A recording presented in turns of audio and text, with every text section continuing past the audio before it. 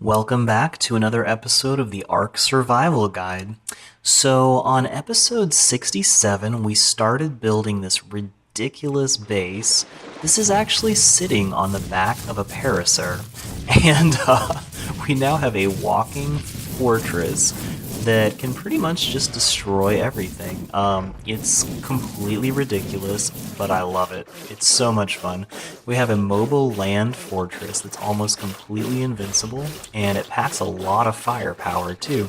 So today we're going to show you how to finish building this. If you missed episode 67, and actually episode 65 is when we started building this platform. So go back and watch those to catch up to where we are. So at this point, we have the entire walls and structure complete, and we actually need to just add some wooden ramps for easy access along the outside of this. One other nice thing about this is we will eventually run into a structure limit, and we could easily do without some of these ramps that we're making. So I can always demolish those later. And that little thatch door frame was left over from when we positioned these floor tiles. So, go back and watch that if you missed how we did it. It was a little tricky, but we got it to work. I'm going to add a wooden ramp here as a back door.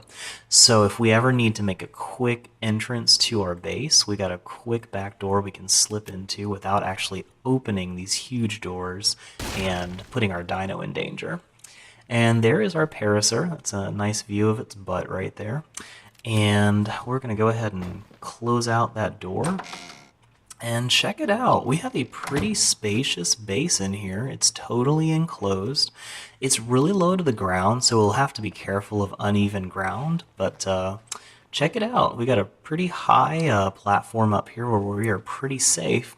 And these Plant Species X turrets are actually almost done growing. Whoa there. Always got to watch out for its head, because if you stand on its head accidentally, it will actually carry you through the floor tiles and then you get stuck. So it's awkward, not something I want to do. But check that out. That is such a cool fortress, and the entire fortress can walk. Another really fun thing that I'll show you later is you can actually set the Paracer on follow, and your house will literally follow you everywhere you go. It looks ridiculous, but it's pretty fun. So, that is a pretty impressive little building there, and now we have all the doors and ramps complete. So the next thing I want to do is actually give it a little bit more firepower. I started those turrets as early as possible so we could have some protection when it was just a mining rig, but I want to extend these out a little bit so that, whoop, almost got me again. Always keeps me on my toes. Just got to keep jumping so I don't get stuck on her head. So I'm extending these ceiling tiles out a little bit, but you can see it will not extend any further because it's too far from the foundations. So we've got to add some more foundations so we can add some more roofs. And I want this next turret to stick really far out the side of the base. And the reason for that is the plant turrets can't shoot anything that's out of their line of sight. So if I've got the turret as far out as possible, it can shoot things on all sides, which is really helpful. So I want these on the very edge of this base. And the other two turrets are not super well positioned. I basically just wanted to get them up as fast as possible. Hey, nice, I can actually click on her head while it's sticking through the ceiling. That's really helpful. I did not know I could do that. So, there we go. I'm moving her close to the water so I can gather water for this pretty easily. And let's line up this large crop plot here. If you missed my farming videos on how to make Plant Species X turrets, definitely go back and watch those. They are amazing, and I've actually got some videos earlier than that on how to actually find the Plant Species X seeds. So once you've got those together, you can build these really cool turrets. So I'm placing a large crop plot. They only grow in large crop plots, and adding some fertilizer. And I'm going to add some fertilizer to this one too. These are still, I'm stuck a little bit. There we go. Okay, she almost got me there. Nice try, girl. Okay, so I'm going to add some fertilizer here. And the next thing we need to add is water. So I'm going to put my water flask in, use the right trigger to use it. and then I can hop back down into the water and gather some more. So that's why I parked it where I did, so I can just quickly hop up and down, and we can actually use the Paracer itself to hop up and down too. So I'll go back and fill those up with water later on, probably off screen, so you don't have to sit there and watch me hopping up and down. So now I'm going to add a storage bin. I always have to have a storage bin because it's really helpful to put one right next to a bed. You can teleport from bed to bed anywhere across the entire map, but you drop all of your stuff when you do that. So I need a place to store it if I'm going to be fast traveling anywhere. And I will go ahead and name this base the Paracer Tank. I think that is pretty fitting for what we're doing here. We basically have a land tank, and it's actually pretty fast moving too, which is kind of crazy. Oh, she almost got me again. Yikes. Alright, once these grow up, we won't really have to go over here too often, so I shouldn't have too many problems with her getting me stuck there. Ouch. One of these days, I'm just going to forget about that fall damage and die. Alright, I'm going to add some more water here.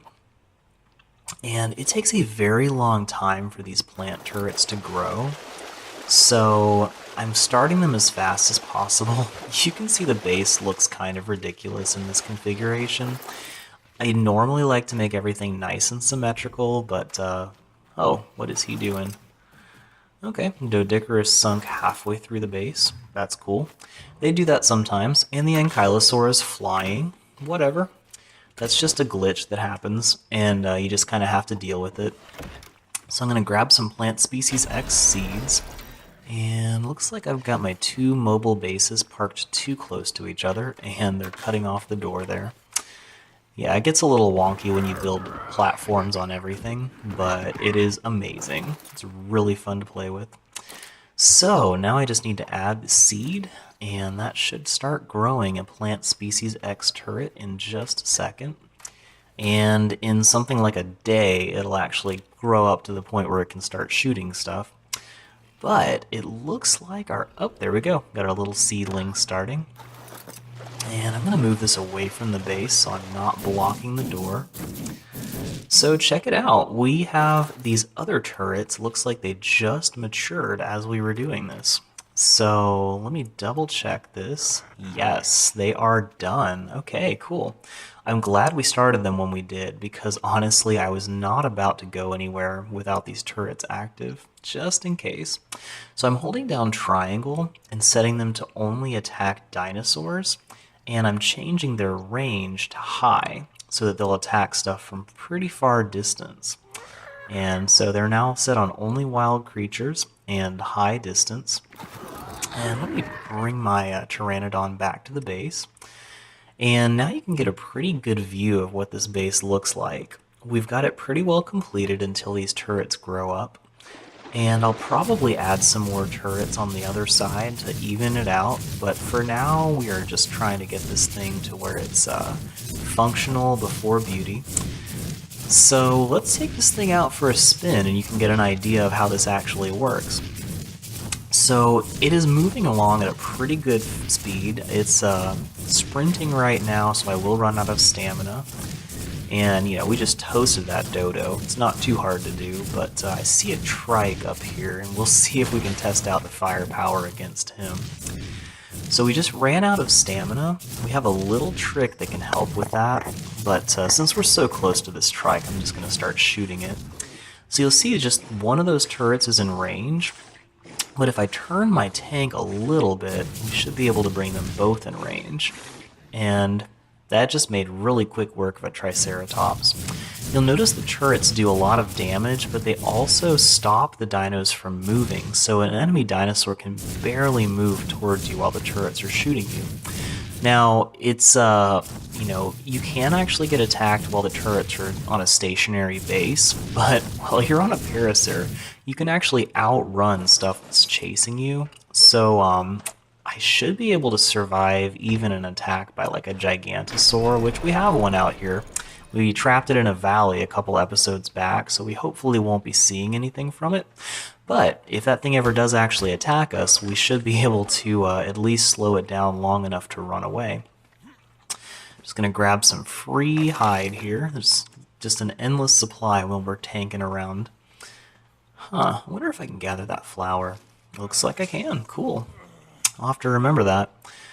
So let me hop back in here. We're always starving. You actually starve a lot faster when it's cold out, and it's a little bit chilly in the highlands, even though we've got our fur gloves. So let me go ahead and set that back on my hotbar. I haven't really been eating much since I've been building so much.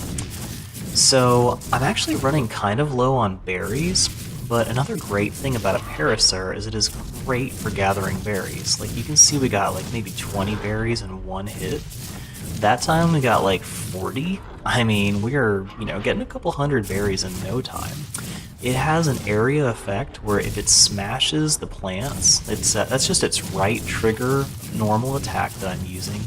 That will actually gather things all around it from every plant nearby. So we just got like, I don't know, 200 berries from that one swipe. So this is by far the fastest way that I can gather berries right now. I've got some other dinos that can get berries pretty fast, but nothing compares to this. This is just ridiculous. And it can actually climb slopes pretty well, which is kind of cool. As you can see, the slope is actually clipping right through my base. So I've got to make sure I don't have any dinosaurs on the ground. Otherwise, it'll just smash, push them right off the base. But yeah, it looks kind of ridiculous on a slope, but we just do what we want now because we have a giant walking fortress. What are you gonna do? I love how everything just goes flying out from underneath this fortress. This is just so fun. And we're killing stuff that I don't even see because these turrets are just on a rampage right now. Another trick that we can do, I've got the Paracer set on its own ordering group, so I've only got this base selected, and I'm using my whistle commands, which on the PS4 is the top L button and up on the D-pad and the plus pad, D-pad, whatever you want to call it, and that's actually going to tell it to walk while I'm not riding it. So I can hop off the dino, tell it to walk forward, and it won't use up stamina the same rate that it normally does. And looks like we just started attacking a really big guy. I think it's called a Diplodocus, whatever, however you pronounce that. Oh, he is falling pretty fast. I may have to move. I think I'm just gonna get ready to move if I need to, and boom, he is dead and falling on me. Check that out. Looks like a, I don't know, an anaconda now. Whoa, look at that. That's just not right. That's not right. Okay, I'm gonna grab that really fast. That's just, ugh. Yikes. So when you kill a dinosaur, I guess like the bones just kind of disappear. It loses all structural integrity and just sort of unravels. And that one just twisted up like a snake. That was hilarious. Okay. Well, that was fun. Oh, looks like we got a dodo sitting here. I didn't even know where that guy was, but there's some extra free hide and meat. Cool. So, there we have it. This is the mighty Paracer Tank. We have a walking fortress, which we can take all over the highlands and up into the redwoods. And in the next episode, I will be adding some more features to our base, and we will be preparing to go way up into the redwoods. The next thing I want to do is tame a beaver. And I think I know where I can find some in the redwoods, but the redwoods are very dangerous. But now that we have this much firepower and this much safety, I think it's worth a try. So if you found this video helpful, please like it and subscribe to this channel. Watch the last couple videos if you want to see how we got this all built. And yeah, thanks for watching, and we'll bring you more great videos tomorrow.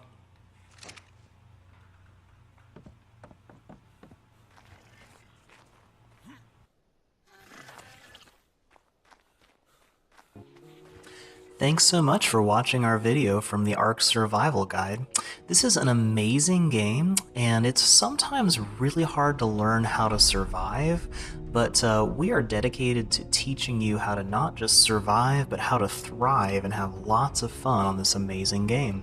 So we have a series for just a Let's Play, so you can watch how we've conquered this vast open world. And we also have a guide series with specific guides on how to do certain things that are a little bit more confusing or difficult on this game.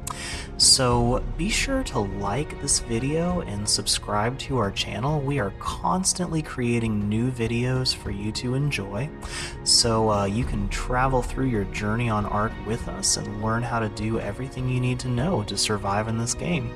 So thanks for watching, and we will continue to bring you great content that is suitable for the entire family, except maybe the occasional dinosaur poop. What can you do? This is Ark. Thanks for watching, and we'll see you soon on the next video.